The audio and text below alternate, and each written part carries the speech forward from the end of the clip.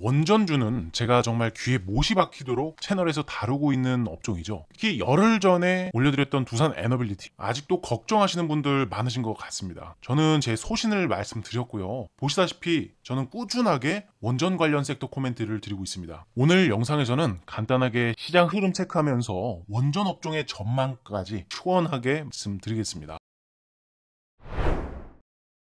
안녕하세요. 주식 체인저입니다. 최근 시장에 노이즈가 참 많습니다. 트럼프의 관세 발언으로 인해서 시장의 우려감이 확대되고 있기 때문인데요. 현재 시장은 딱 두 가지의 시나리오로 갈릴 수가 있습니다. 무역전쟁이냐 협상 카드냐죠. 자, 무역전쟁의 전개를 살펴보시면 관세를 부과하죠. 그리고 나서는 맞대응 보복 관세가 예고가 됩니다. 그리고 나서 또 추가 관세까지 이어지는 전면전에 대한 우려감까지 확대되고 있는 상황이라는 것이죠. 가장 좋은 거는요, 협상 카드가 등장하면서 진정 국면으로 전환이 되는 것일 텐데요. 자, 월스트리트 저널에서도 지금 해당 뉴스가 나왔는데요. 물론 팩트체크를 한 번 더 해봐야 되겠지만 베이징에서는 트럼프와의 무역 협상을 위해서 첫 입찰 준비를 하고 있다라는 얘기가 나오고 있습니다. 거기에다가 관세 노이즈에서 다소 자유로울 수 있는 업종을 체크해봐야 되는 시점인데요. 그 중에는 단연 원전주가 포함이 되고 있죠. 왜 원전주가 관세 노이즈에서 자유로울 수 있는 업종일까? 제가 분석을 해봤습니다. 그 내용 간단하게 체크해보도록 하죠. 자, 원자력 산업은요, 다른 산업에 비해서 관세 리스크에 비교적 자유로운 특징을 가지고 있습니다. 원자력 산업의 고유한 특성과 글로벌 시장에서의 역할 때문이죠. 특히 글로벌 공급망 구조의 특수성 때문인데요. 국가 중심의 협력, 원전 산업 같은 경우에 글로벌 분업 체계보다는 국가 중심의 전략적 협력 구조를 가지고 있습니다. 핵심 부품은요, 주로 국내 또는 우방국 간의 거래가 이루어져서 관세 영향을 적게 받는다는 점, 여기에 핵심 부품을 거래하는 것인데요. 원자로, 터빈, 냉각 시스템 등 핵심 부품은요, 기술적 전문성이 요구되는 분야입니다. 따라서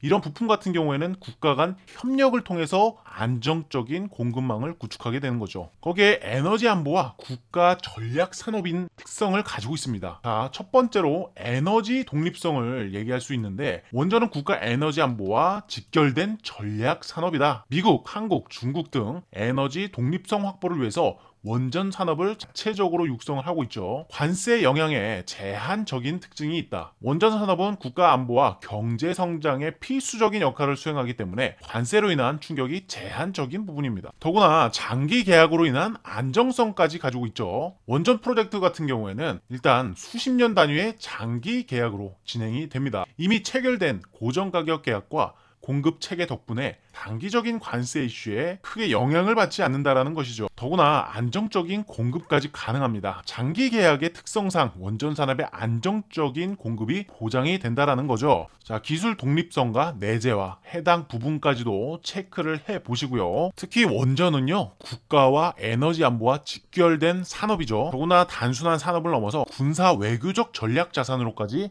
여겨질 수 있습니다. 또한 미국과 한국 간의 안보 동맹 같은 정치적 요소가 관세 이슈로부터 원전 산업을 보호하는 그러한 방패 역할을 하는데요. 해당 뉴스도 보셨겠지만 이제 한국은 미국과도 손을 잡고 있습니다. 1600조 시장에 도전장을 내밀고 있는 상황이죠. 그간 정말 지긋지긋하게 발목 잡던 웨스팅하우스와의 합의에까지 성공을 했습니다. 한국하고 미국이 손을 잡으면서 진짜 말 그대로 1600조 원 규모의 세계 원전 시장이죠. 여기서 러시아와 중국, 프랑스의 한미연합팀 크로스까지 합파전 구도가 된 것입니다. 그놈의 관세 노이즈, 사실 관세라는 것은요, 인플레이션을 촉발시키는 부분이라서 금리 인하에 대한 기대감을 줄이는 요인이죠. 자, 그런데 관세를 일단 부과를 했고, 해당 악재는요, 사실상 시장에서 이미 예상을 하고 있던 악재인데요. 이제부터 관건이 뭐냐면 연속적인 맞대응 전략으로 인해서 2018년처럼 좀 길게 끌고 가느냐, 아니면 극적인 협상 타결로 진정이 되느냐, 이 부분이 포인트일 거예요. 당장 오늘부터 관세는 부과가 됩니다. 자, 그렇지만 금방 전에도 말씀드렸다시피 중국에서도 트럼프와의 협상을 위해서 준비하는 그러한 이야기까지 들려오고 있고요. 트럼프도 이제 캐나다, 멕시코 정상과 통화를 할 것이다 라고 얘기를 하죠. 협상의 여지가 계속해서 열리고 있는 상황이죠. 생각보다 트럼프의 임팩트가 상당히 커진 상황이지만, 그럼에도 저는 원전 관련주들은 지속적으로 주시를 해야 된다라고 말씀을 드릴 겁니다. 두산 에너빌리티 차트를 통해서 말씀을 드리자면 지난번에도 설명을 드렸듯이 여전히 라운딩 바텀 패턴은 이어지고 있는 상황입니다. 물론 제가 말씀드렸던 25,000원이라는 이 중요한 넥라인 구조에서 아직까지 안착을 하지 못한 상황이긴 하죠. 또한 제가 지난 영상에서 25,000원에 대한 영역에 대해서 꽤나 자세하게 설명을 드렸습니다. 단기적으로는 꽤 중요한 그런 심리 전환점이기 때문에 단기적으로 저항받을 가능성이 있다라고 말씀을 드렸어요. 그래서 보시면 현재 딱 25,000원 선에서 안착을 못하고 딱 저항을 받고 있는 그런 상황을 연출하고 있는 것인데, 또한 일봉 차트에서 단기적으로 이 이동평균선들의 흐름을 봤을 때 이격도가 꽤나 벌어진 상태이기 때문에 단기적인 차익 실현 욕구가 좀 강해질 수 있을 것이다 라고 말씀을 드렸죠. 그렇다면 25,000원 정도 선에서는 한 차례 저항으로 작용을 할 수 있는 것이 꽤나 자연스러운 상황이라고 볼 수가 있습니다. 그러나 앞에 있던 캔들과 현재의 캔들은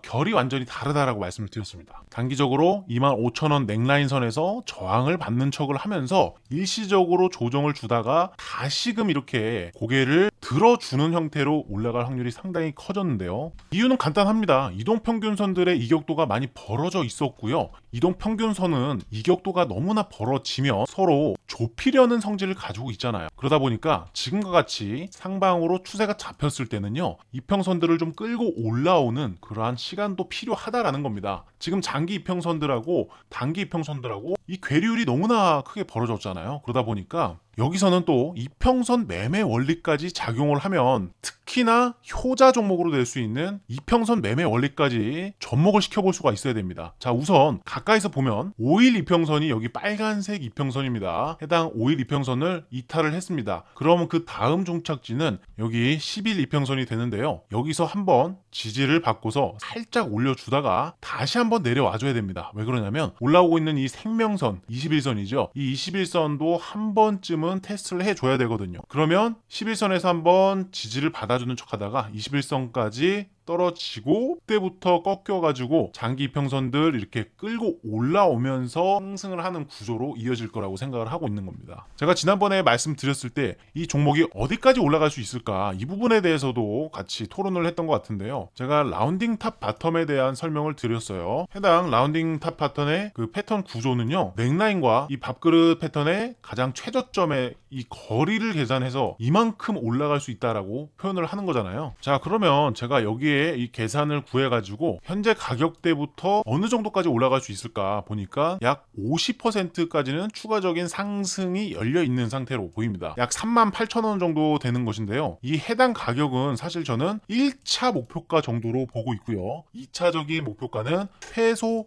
5만원까지는 열려있기 때문에 5만원까지는 충분히 열어두고 가야 된다라고 생각을 하고 있어요. 물론 해당 관점은 단기적인 관점은 아닙니다. 조금은 시간과의 싸움이 필요해요. 어느 정도 승부사 배팅이 필요하다라는 거죠. 근데 여러분들 아시잖아요. 결국에는 비중 실린 종목이 이런 식으로 용트름 해줄 때 결국에 계좌가 크게 변하는 거잖아요. 저는 이런 부분들을 너무 많이 느껴봤기 때문에 여러분들한테 강력하게 두산 에너빌리티를 추천을 드리고 싶습니다. 자, 그러면 이 원전주, 나는 분명히 투자를 하고 싶고 투자를 하고 있는데 때로는 기준이 부족해서 오랜 시간 끌고 가는데 크게 어려움이 있다 하시는 분들, 제가 중심 잡아 드릴 테니까요. 고정 댓글 참고하셔가지고 제가 운영하고 있는 자유 토론방이 있습니다. 자유 토론방에서 매일매일 시황 안내 체크도 해드리고 제가 단기적으로 관심 가지고 있는 종목까지도 공개 다 해드리고 있으니까 추가로 원전 관련 섹터들 코멘트는 그냥 계속해서 꾸준히 올려드리고 있으니까 이 자유 토론방에 들어오셔가지고 서로 의견 좀 나눠보시면서 또 중심도 잡아가실 수 있도록 많은 도움 드리겠습니다. 말 그대로 자유 토론방이니까요. 제가 안내해드리고 있는 인사이트 충분히 노려보시길 바랄게요. 오늘 영상 여기서 마무리하겠습니다. 시청해주셔서 정말로 감사드립니다.